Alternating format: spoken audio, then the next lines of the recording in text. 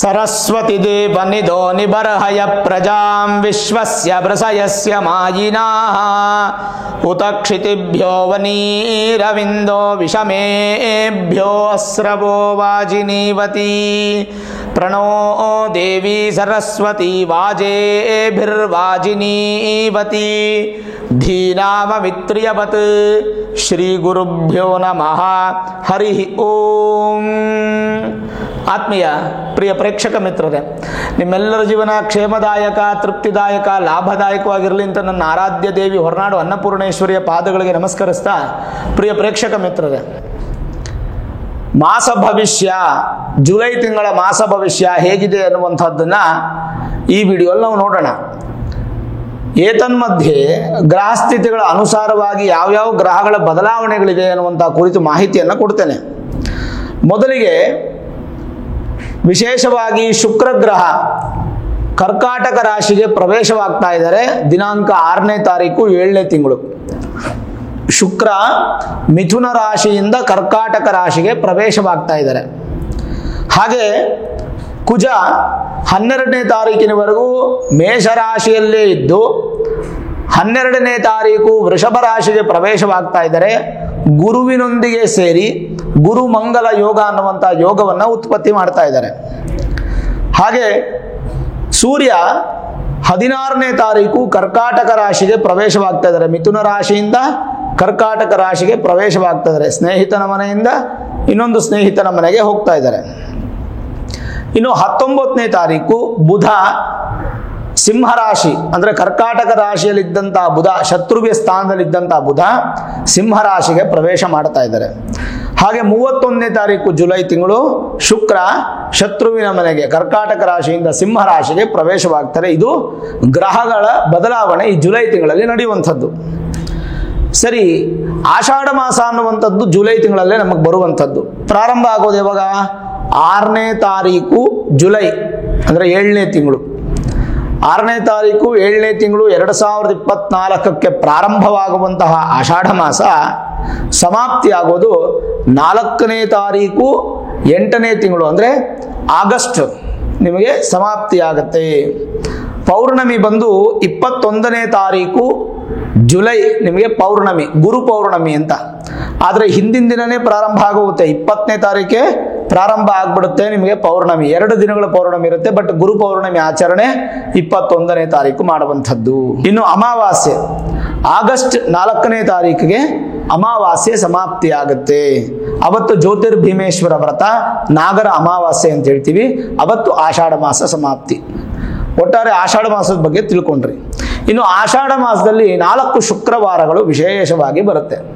4 ಶುಕ್ರವಾರವು ಅಮ್ಮನವರಿಗೆ ಪ್ರೀತಿಯಾಗಿರತಕ್ಕಂಥ ಸಂದರ್ಭ.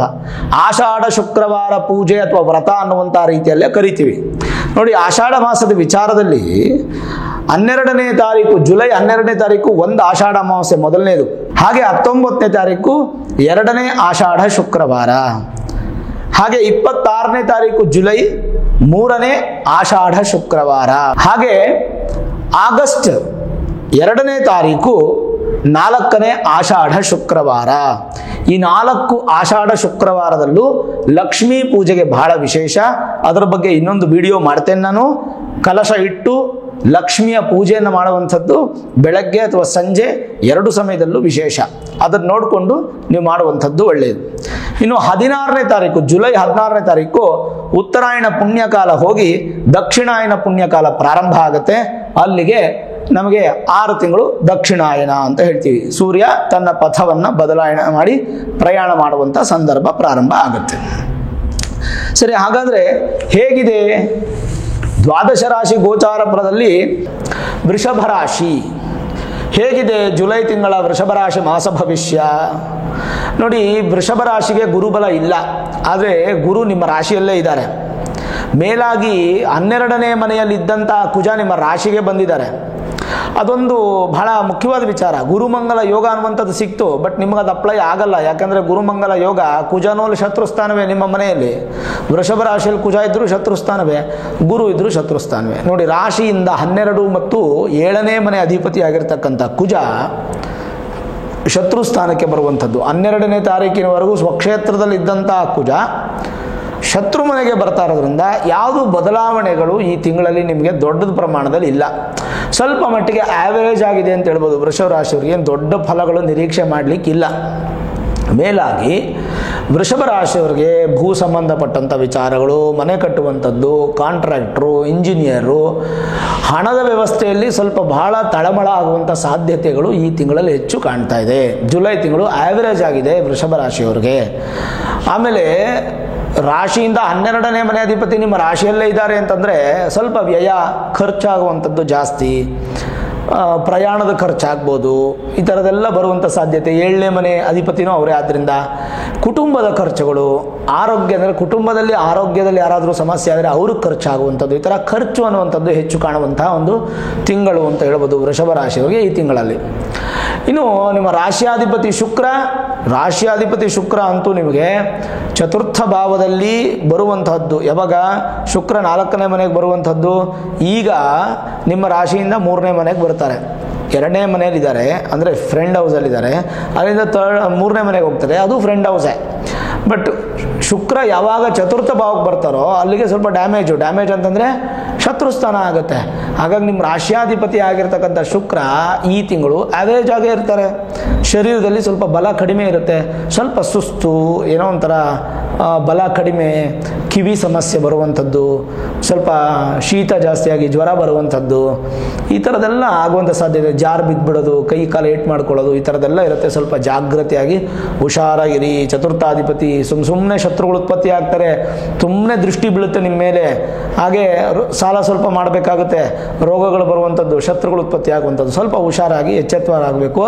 ಜೊತೆಗೇನಪ್ಪ ಅಂತಂದರೆ ಶುಕ್ರ ಎಷ್ಟೇ ಬದಲಾವಣೆಗಳನ್ನು ನಮಗೆ ಕೊಟ್ಟರೂ ಕೂಡ ಆ ಶುಕ್ರನ ಫಲ ಅನ್ನುವಂಥದ್ದು ನಿಮಗೆ ಸಿಕ್ಕೇ ಸಿಗುತ್ತೆ. ಕಾರಣ ನಿಮ್ಮ ರಾಶಿಯಾಧಿಪತಿ.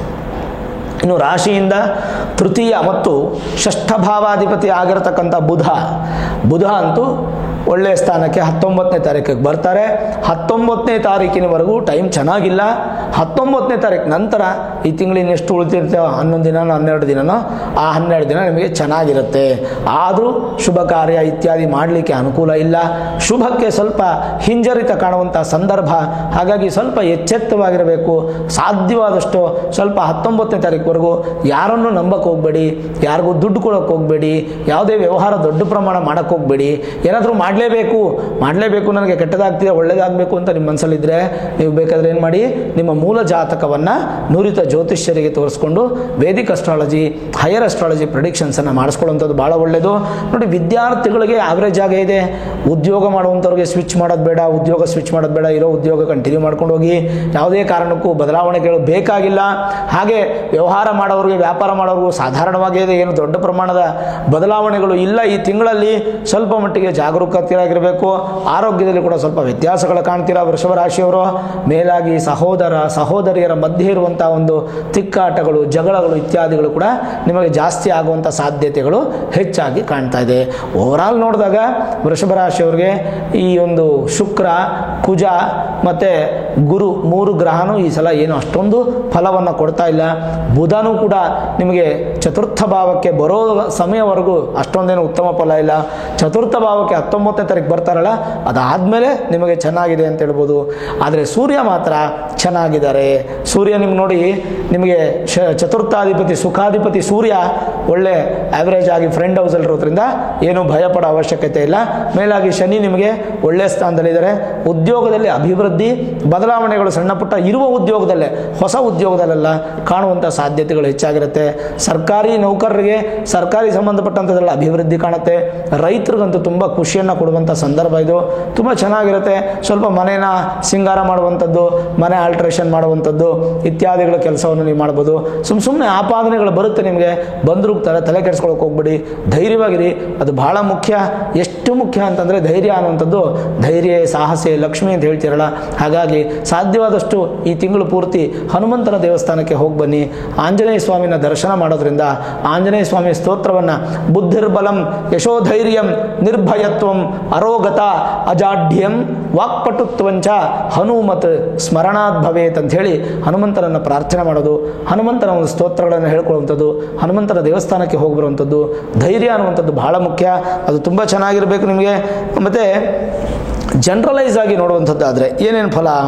ಶುಭದಾಯಕ ನಾವು ವ್ಯಾಪಾರದಲ್ಲಿ ಮಧ್ಯಮವಾದಂಥ ಪ್ರಗತಿ, ರೈತರಿಗೆ ವ್ಯವಸಾಯದಲ್ಲಿ ಉತ್ತಮವಾದ ಅಧಿಕ ಲಾಭ, ಪಾಲುದಾರಿಕೆಗೆ ಶುಭವಲ್ಲ, ಪಾರ್ಟ್ನರ್ಶಿಪ್ ಬಿಸ್ನೆಸ್ಗೆ ಈ ತಿಂಗಳು ಚೆನ್ನಾಗಿಲ್ಲ, ಅನಿರೀಕ್ಷಿತ ಪ್ರಯಾಣ, ಸ್ವಲ್ಪ ಕಠಿಣ ಶ್ರಮ ನಿಮಗೆ ಹೆಚ್ಚಾಗುತ್ತೆ, ಆರೋಗ್ಯ ವಿಚಾರದಲ್ಲಿ ಹೆಚ್ಚು ಗಮನ ಕೊಡಿ, ರಾಜಕೀಯದಲ್ಲಿ ಇರುವಂಥ ವ್ಯಕ್ತಿಗಳಿಗೆ ಸ್ವಲ್ಪ ಭಯ ಜಾಸ್ತಿ ಆಗುವಂಥದ್ದು, ಮಾನನಷ್ಟ, ಸ್ಥಾನಪಲ್ಲಟ ಆಗುವಂಥ ಸಾಧ್ಯತೆಗಳು, ಸ್ವಲ್ಪ ಖರ್ಚು ಜಾಸ್ತಿ ಇರುತ್ತೆ, ಕೌಟುಂಬಿಕ ನೆಮ್ಮದಿಯ ವಾತಾವರಣ ಒಂದು ಸ್ವಲ್ಪ ಹದಗೆಡುತ್ತೆ, ಈ ಕಡೆ ಚೆನ್ನಾಗಿ ಒಂದಿನ ಚೆನ್ನಾಗಿರುತ್ತೆ ಒಂದಿನ ಚೆನ್ನಾಗಿರಲಾಗಿರುತ್ತೆ, ವಿದೇಶಿ ಪ್ರಯಾಣ ಬಗ್ಗೆ ಆಲೋಚನೆ ಸಿದ್ಧತೆ ಅದು ನಿಮ್ಗೆ ಅನುಕೂಲ ಆಗುತ್ತೆ ಅಂತ ತೊಂದರೆ ಇಲ್ಲ, ದಾಯಾದಿಗಳಿಂದ ಸ್ವಲ್ಪ ತೊಂದರೆ ಆಗ್ಬೋದು, ಆರೋಗ್ಯದಲ್ಲಿ ಏನೇನು ವ್ಯತ್ಯಾಸಗಳಾಗ್ಬೋದು, ಹೊಟ್ಟೆ ಸಂಬಂಧಪಟ್ಟಂಥ ಪ್ರಾಬ್ಲಮ್ ಬರ್ಬೋದು, ಸ್ವಲ್ಪ ಆದಷ್ಟು ಊಟ ಸರಿಯಾಗಿ ಮಾಡುವಂಥದ್ದು, ಒಳ್ಳೆ ಆರೋಗ್ಯಕರವಾಗಿರ್ತಕ್ಕಂಥ ಭೋಜನ ನೀವು ಸೇವಿಸುವಂಥದ್ದು ಬಹಳ ಒಳ್ಳೆಯದು. ತಿಂಗಳ ಅಂತ್ಯದಲ್ಲಿ ಅತ್ಯಂತ ಶುಭ ಫಲ ಅಂತ ಕಾಣ್ಬೋದು. ಪುಣ್ಯಕ್ಷೇತ್ರಗಳ ದರ್ಶನದಿಂದ ಸ್ವಲ್ಪ ಮನಸ್ಸಿಗೆ ನೆಮ್ಮದಿ ಸಿಗುತ್ತೆ, ಆನಂದ ಸಿಗುತ್ತೆ, ಪಶ್ಚಾತ್ತಾಪ ಗುಣಗಳು ನಿಮ್ಮಲ್ಲಿ ಹೆಚ್ಚಾಗಿರುತ್ತೆ, ಪಶ್ಚಾತ್ತಾಪ ತುಂಬ ಪಡ್ತೀರ ನೀವು, ಅಯ್ಯೋ ನಾನು ತಪ್ಪು ಮಾಡಬಾರ್ದಾಗಿತ್ತು, ನಾನು ಈ ಮಾತು ಅನ್ಬಾರ್ದಾಗಿತ್ತು, ಹಾಗಾಗಿ ಯಾವುದೇ ಮಾತು ಅನ್ಬೇಕಾದ್ರೆ ಏನು ಮಾಡಬೇಕಾದ್ರೆ ಯೋಚನೆ ಮಾಡಿ ಮುಂದುವರ್ಕೊಂಡು ಸ್ವಲ್ಪ ಉತ್ತಮ ಗುಣಮಟ್ಟದ ಮಾತುಗಳನ್ನು ಮಾತಾಡುವಂಥದ್ದು ಒಳ್ಳೆಯದು. ವಿವಾಹದ ವಿಚಾರದಲ್ಲಿ ಸ್ವಲ್ಪ ಸಣ್ಣ ಪುಟ್ಟ ಬದಲಾವಣೆಗಳು ಕಾಣುತ್ತೆ, ಅಭಿವೃದ್ಧಿ ಕಡೆಗೆ ಹೋಗುತ್ತೆ, ಶುಭ ಕಾರ್ಯಗಳು ಅದರ ಬಗ್ಗೆ ಕೂಡ ನಿಮಗೆ ಆಲೋಚನೆ ಮಾಡ್ತೀರಾ. ವಾಹನ ಚಾಲನೆಯಲ್ಲಿ ಹೆಚ್ಚು ಗಮನ ಇರಬೇಕು, ಜಾಗೃತ ವಹಿಸ್ತಕ್ಕಂಥದ್ದು ಒಳ್ಳೆಯದು. ವಿದ್ಯಾರ್ಥಿಗಳಿಗೂ ಕೂಡ ಮಧ್ಯಮವಾದ ಫಲ. ಓವರಾಲ್ ನೋಡಿದಾಗ ವೃಷಭ ರಾಶಿಯವರಿಗೆ ವಿದ್ಯೆಯಲ್ಲಿ ಮಧ್ಯಮ ಫಲ, ಉದ್ಯೋಗದಲ್ಲಿ ಇರೋ ಜಾಗದಲ್ಲಿ ಹಾಗೆ ಕಾಪಾಡಿಕೊಳ್ಳಿ, ವ್ಯಾಪಾರದಲ್ಲಿ ಅಲ್ಪ ಪ್ರಗತಿ, ಪಾರ್ಟ್ನರ್ಶಿಪ್ ಬಿಸ್ನೆಸ್ ಅಂತೂ ಅಭಿವೃದ್ಧಿ ಇಲ್ಲ, ಮತ್ತು ಶೇರ್ ವ್ಯವಹಾರದಲ್ಲೂ ತೊಂದರೆ ಇದೆ ಈ ತಿಂಗಳು. ಓವರಾಲ್ ನೋಡಿದಾಗ ಅಷ್ಟೊಂದು ಉತ್ತಮ ಕಾಣ್ತಾ ಇಲ್ಲ ವೃಷಭ ರಾಶಿಯವರಿಗೆ. ಹಾಗಾಗಿ ನಿಮ್ಮ ಮೂಲ ಜಾತಕವನ್ನು ತೋರಿಸ್ಕೊಳ್ಳಿ, ನುರಿತ ಜ್ಯೋತಿಷ ತೋರಿಸ್ಕೊಂಡು ಜ್ಯೋತಿಷ್ಯರಿಗೆ ತೋರಿಸಿ, ವೇದಿಕ್ ಅಸ್ಟ್ರಾಲಜಿ, ಹೈಯರ್ ಅಸ್ಟ್ರಾಲಜಿ ಪ್ರಿಡಿಕ್ಷನ್ಸನ್ನು ಮಾಡಿಸಿ, ಮೂಲ ಜಾತಕದಲ್ಲಿ ಚೆನ್ನಾಗಿದೆಯಾ, ಮೂಲ ಜಾತಕದಲ್ಲಿ ಏನಾದರೂ ವೃದ್ಧಿಯನ್ನು ಕಾಣ್ಬೋದಾ ಅಂತ ಒಂದ್ಸಲ ಚೆಕ್ ಮಾಡೋದ್ರಿಂದ ಕೂಡ ನಿಮಗೆ ಉತ್ತಮ ಫಲ ಪ್ರಾಪ್ತಿಯಾಗುತ್ತೆ.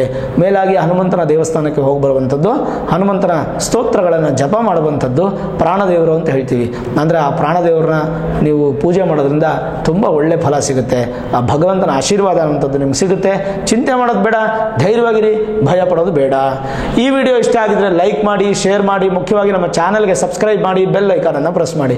ಪ್ರತಿನಿತ್ಯ ನಾನು ಪೂಜೆ ಮಾಡುವಂತಹ ನನ್ನ ಆರಾಧ್ಯ ದೇವಿ ಹೊರನಾಡು ಅನ್ನಪೂರ್ಣೇಶ್ವರಿ ಆಶೀರ್ವಾದ ಅನುಗ್ರಹ ಸದಾಕಾಲ ಮತ್ತೊಮ್ಮೆ ನಿಮಗೆ ಸಿಗಲಿ ಅಂತ ಪ್ರಾರ್ಥನೆ ಮಾಡ್ತಾ, ಸರ್ವೇ ಜನಾಃ ಸುಖಿನೋ ಭವಂತು, ಸಮಸ್ತ ಸನ್ಮಂಗಳಾನಿ ಭವಂತು.